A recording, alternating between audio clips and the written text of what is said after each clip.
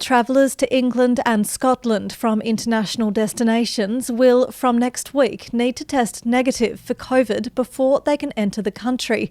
Failure to comply with the new regulations will lead to an immediate £500 fine.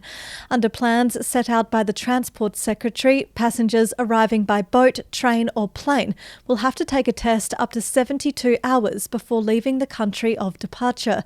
Grant Shapps, announcing the move, said it was designed to prevent new variants of the disease emerging in countries like South Africa and Denmark.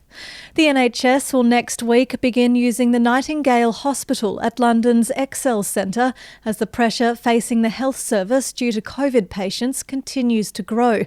The hospital, which will also be a vaccination hub, was one of several built in the spring to help during the pandemic. In the event, they were barely used and were mothballed for use potentially during further waves of the crisis.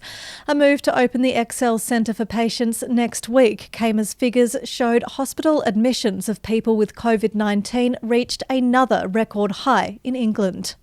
Donald Trump has decried the heinous attack on the US Capitol by his supporters after he was accused of inciting violence. The US president, back on Twitter after a suspension, committed to an orderly transition of power a day after his supporters stormed Congress, sparking global condemnation.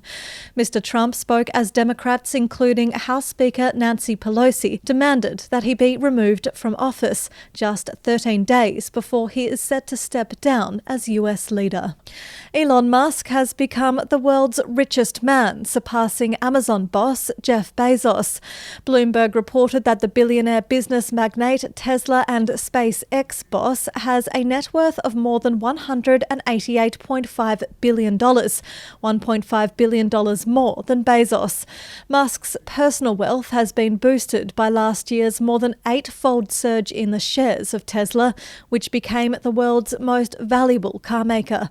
According to the Bloomberg report, he has a 20% stake in the car maker and about $42 billion of gains on vested stock options.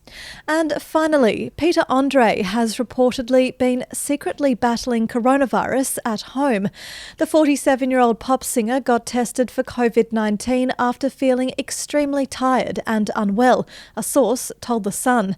Andre, whose wife Emily McDonough is an NHS doctor, started feeling very weak a few days ago and so decided to get checked, the insider said.